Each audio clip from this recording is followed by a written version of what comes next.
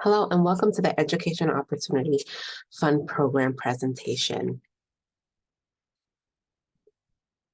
My name is Velasca Ramirez and I am the Associate Director for the EOF program. And throughout this presentation, I will be sharing a little bit more on what EOF is, our Summer Academic Institute, program support services and highlights, financial assistance, EOF eligibility, EOF admissions and application process. First, what is EOF? I always share these are the things that I'm supposed to tell you, but the reality is that EOF is a big family. Our goal is to provide our students with academic and financial support in order for them to have a successful career here at William Patterson University.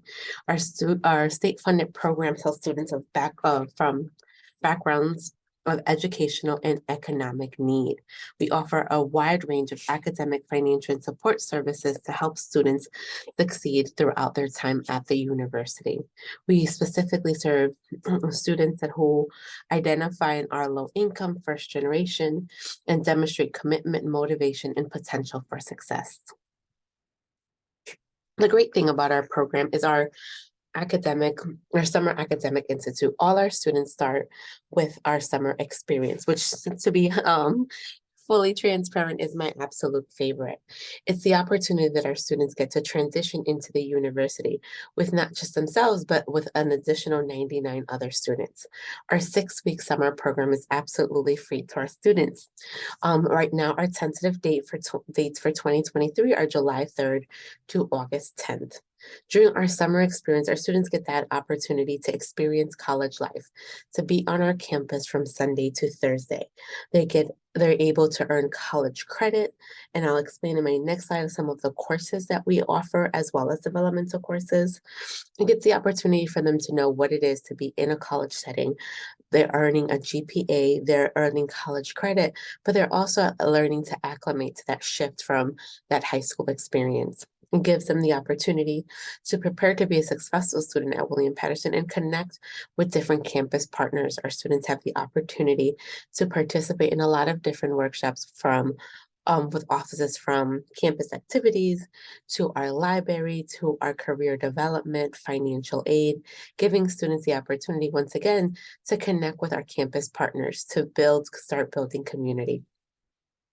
Our students also get to participate in our Pioneer Leadership Institute, which is done through our campus activities, giving them the leg up in regards to participating in leadership activities and hopefully getting a leadership role on campus. We start building our relationships with our students. I call the students my kids. So with my kids, right from that summer experience, where the students sit in one of our classes that I'll explain are Preparing for Success, where who is in our class is ultimately the students are in our case. So we build relationship from the summer all the way, stay together all the way through graduation. We explore careers, we explore what our jobs are going to look like after college, and we have a better we hope the students have a better understanding of their majors and what their next steps look like. In the Summer Academic Institute, students have the opportunity of taking a developmental course if necessary, whether that is a foundations of reading or math, depending on what they need based on their placement tests. And we offer a few college level courses. So traditionally, all our students go into our college writing course, which is the first college English course required for our students. And then some students are able to take Power, Justice, and Freedom, which is a university core curriculum course that fulfills the philosophy requirement. We also offer Gender, Lives, and Society that also fulfills a requirement, and public speaking. And the course that I mentioned a little while ago, Preparing for Success, that's the opportunity for us to be able to connect and start building relationship with our students. But it's also for us to be able to ease a lot of the stress that comes with those first couple of weeks of college, figuring out your bill, figuring out courses, your schedule, making sure that we're giving you the tools and helping us understand better what are going to be your needs throughout your time here at William Patterson, which whether it is home responsibility, whether it's work, all of that, it gives us the opportunity to start building those relationships and truly knowing what are going to be the student needs in order for us to be able to provide the support necessary. So program support services that we provide throughout the time the student is at the university. One is individual counseling. We meet with our students monthly in our office to have that one-on-one check-in, right? At the beginning of the semester, we're looking at, do we have our books or our classes in order? Is there anything that we need to change, financial aid? But then we start transitioning in the second month of, are we looking that we're on track for graduation? We're doing a little bit more of career exploration. Whether you are a first year student or a junior looking for internships, it gives us the opportunity of figuring out what's next and then preparing for registration, FAFSA for the next academic year, doing all of those things that are absolutely important for students that you don't have to do alone. One of the things that we always say to our students is that you come home first, right? Our office is home base. So we're not having our students run around to a lot of different offices. If we're sending a student to an office, it's because we have already built a connection or we've already made a phone call and said, hey, this is where they need to go. Our goal is to provide all those services and guidance in-house and then give students the tools they need in order to be able to navigate throughout campus. We also have monthly workshops that students participate, not our first year students because we see them for our willpower course. So we'll be seeing our first year students twice a week. But once you're a sophomore, junior, and senior, we have workshops that are on time management, study skills, different personal development, career exploration, personal development. And a lot of the times it's based on what the student and the cohort need is. We want to make sure that we're giving you, again, the tools that you need in order to be successful once you graduate from William Patterson University. Some of the additional support services that we have are our book loan and book deferment program, which we always tell students that, college books are going to be super expensive. So we have a small library in our office. So we try to have students borrow the books from us directly. That usually happens that first week of the semester. You're able to borrow the books from us, return them at the end of the semester. Same with our laptop program. If there is a student who needs a laptop to borrow for the semester, or even if they have theirs and at some point, unfortunately it breaks, we have our students being able to fill out a form and they get to borrow it and just bring it back at the end of the semester or academic year. One of the things too as well is that as EOF students, we serve as the students' EOF counselor as well as academic advisors throughout their time at the university, unless there's some students that have an academic advisor, students, for example, in music or art, but we definitely provide additional advisement for undeclared students. We have a STEM community that I am the coordinator for. So I work with all the students that are nursing, trying to get into nursing, bio, pre-med, pre-physical therapy. We work specifically to make sure that we provide additional support in order to help you get into the nursing program or guide you throughout the process of the pre-professional track. Financial support, which I'll go over in a little bit, specifically our grant, but we help our students navigate the financial aid process. We know it's an overwhelming process. So we are here to help with verification, filling out forms, submitting forms, whether to the institution directly, our financial aid office, or to HISA, our state, the state, in order to get that verification done. We have an alert system to help us stay in communication with our professors to make sure that we know what is happening, help students navigate any challenges. We provide academic coaching, winter grant, an empowerment conference that happens in the spring semester for our students, as well as career and graduate counseling, leadership development, and social programming. One of the programs that I'm again also personally super proud of and I am one of the facilitators for is our images. So it's our women's empowerment group, and it's an opportunity for our women on campus to be able to connect. The network is comprised of students, alumni, administrators, and faculty on campus where we're able to have conversations. We meet twice a month. And then we have a retreat that happens in the fall semester where we go off campus to a hotel right on Valley Road here near our campus. And then in the spring semester, we have our sisterhood event, but it gives us an opportunity to explore cultural similarities and differences, to be able to talk about challenges that we have, whether they are as being the only young lady in a course, and specifically in this major, or how we're balancing certain responsibilities at home, how are we preparing for our careers. It gives us that great opportunity to have these dialogue on campus and be able to have the support from alumni and different professionals on campus. We also have our Chi Alpha Epsilon Honor Society, which is a national honor society that our students are able to get an invitation for induction after they have earned a 3.0 for 2 or more consecutive semesters. For us, it's a great opportunity to then re-invite family back to campus. We see that a lot of times, we see you in the summer, pick up and drop off, and then we don't see you all the way into graduation. So this gives a great opportunity for our students that are earning that 3.0 for 2 consecutive semesters to invite their loved ones to campus for that induction. Unlike the other honor societies, that doesn't happen into junior and senior year, ours can happen, the student can be inducted right their sophomore year, which is, an additional motivator, something that they're able to add to their resume. A lot of our students get very excited about the cords because they start collecting cords for graduation, the pin, and just being part of a different network is always a great benefit to the students, and we're always super proud of them. And we mentioned our senior recognition dinner because even though a student may be an incoming freshman, our senior recognition dinner ceremony is facilitated, right, by all of the different students that we have. So we have students that even they're freshmen, they are MCs, they are presenters, but we like to build that relationship in the beginning, right, for our first year, senior, juniors to see the finished product, right, to see our other students who are just preparing to cross the stage.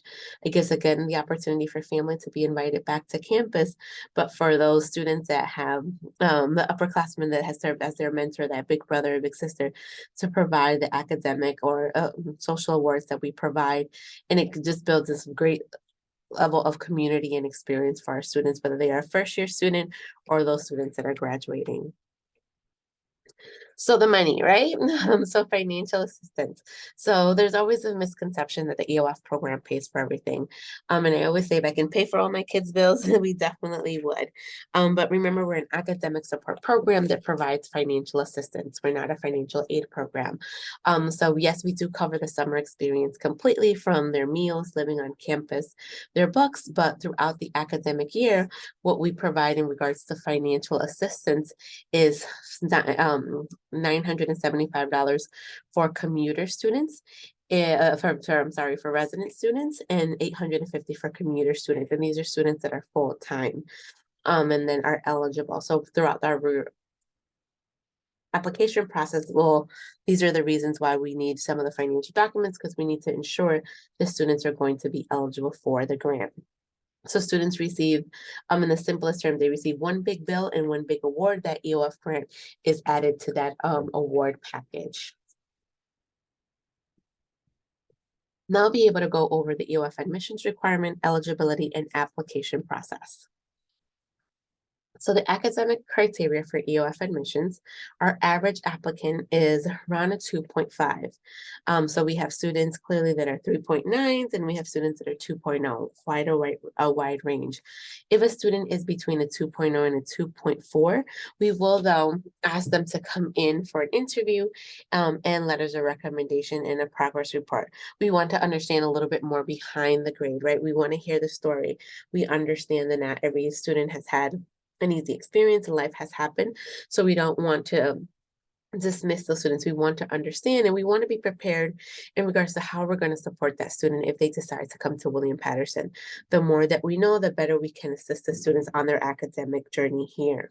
We only accept 100 students, so we always tell students the earlier the better that you're applying. But we only bring in that 100 students for our summer experience that are incoming freshmen.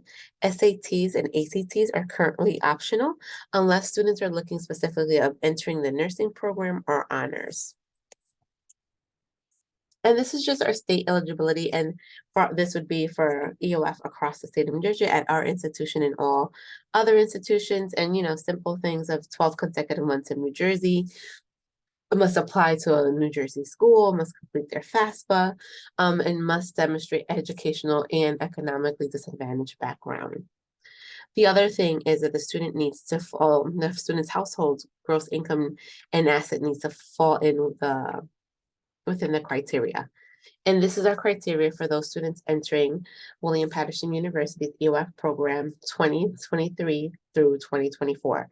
So if we're looking at our household size, so you will see, for example, a family of 3, the maximum is 46,060. What we do tell students and families is, if you're not too sure, you're off just by a little, please make sure to still submit or give us a call so we can make sure that we review your taxes, and that we're able to provide you the most accurate information. We don't want anyone to read it and then feel that they're not eligible for the program and then be eligible. So I always tell students to say, if your income is 48, but it says 46, don't count yourself out. Send it to us. Let us make that determination and look at all the details. Because if we have the wiggle room to still process your application or get clarification on something, we will definitely do that. The application process. So first, students need to complete the William Patterson application online, whether through the Common App or just directly on our website. Usually within about 72 hours, students then receive an email with their 855 number, and then they can check their status. Once a student is able to check their status, and they'll be able to have access to the EOF application as well as the honors application. You'll be able to see if we received your transcript, if you have anything else that has been submitted through your guidance office, or anything that'll say if you are an art student and you're waiting for your portfolio to be reviewed, you will be able to see those that type of information. So once you've applied, then step 3 is submitting your financial documents. And I'll go over a little bit of what those financial documents look like so you have a better understanding. So that is the portal. See, that's where you see that your application has been started, that we received it. And then financial documents. So we're looking for students to submit their parents and students' 2021 tax information and W-2s. We will also need the IRS transcripts, but sometimes we understand that requesting them from the IRS may take a little bit of time. So as long as we're able to receive the 2021 income taxes, we're able to start processing. And then from there, we are then still going to require the transcripts, but we will first start with that information. We'll need Social Security benefits or SSI or disability if that is something that is that your household receives. We would also need child support information, of whether the end of the year statement or a letter from the parent stating the amount, unemployment benefits from 2021, and temporary assistance for needy family TANF if that was received in 2021. So these are items that are, if applicable. So sometimes a family will file taxes and not have any of the others, but sometimes they don't file taxes. It will be Social Security benefits or other documents such as, the SNAP form, business income, property, monthly resource expenditure form, or a student may be providing us with guardianship or custody documents. For business income form, we just like to clarify that we know that a lot of the times, usually 99% of the time, the families that are applying do not own a business, but they're paid as an independent contractor. So it might be Uber, or it might be childcare or cosmetics or anything like that. So how it is filed under the taxes, it comes up as business income. So we have a form that is just indicating the number of employees that the parent has.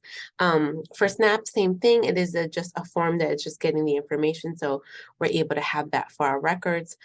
Property, it's the property tax assessment, as well as the most recent mortgage statement, because our financial aid office has to do a calculation just to ensure that assets are within our range. And our monthly research form is traditionally for any household that is under $10,000, because the state and federal will say, okay, how are you making it work, right? How is this happening? So they usually ask for detailed information in regards to how is the household supported. But for us as well, it's the opportunity to have that on file. So when the student is verified by the institution or the state, that we already have the information and we can help the student through that process. And it can be much faster and smoother because we already have the information. It's just moving it from one form to the next and then submitting that. And guardianship or custody documents, any student that is part of any system of care that is considered independent, we would need those documents as well in order to have our financial aid office clear to ensure that the student is independent, or that if we have to go through the independency appeal process. So I always tell students the earlier you submit the information, the better, in order for us to be able to guide you through that process. So wrapping up, so important things to remember is that we only accept 100 students each year. So the earlier you apply, the better. Our priority deadline is April 1st. And applications for EOF are reviewed once, is reviewed for acceptance once it's complete. So we would need, in order to review the application, all the financial documents in order for us to be able to give a decision. And all documents can be submitted directly online through EOF admissions at wpu.edu. And one of the things the students they'll commonly ask is like, hey, I have the picture, is that okay? We will definitely take a picture as long as it's clear.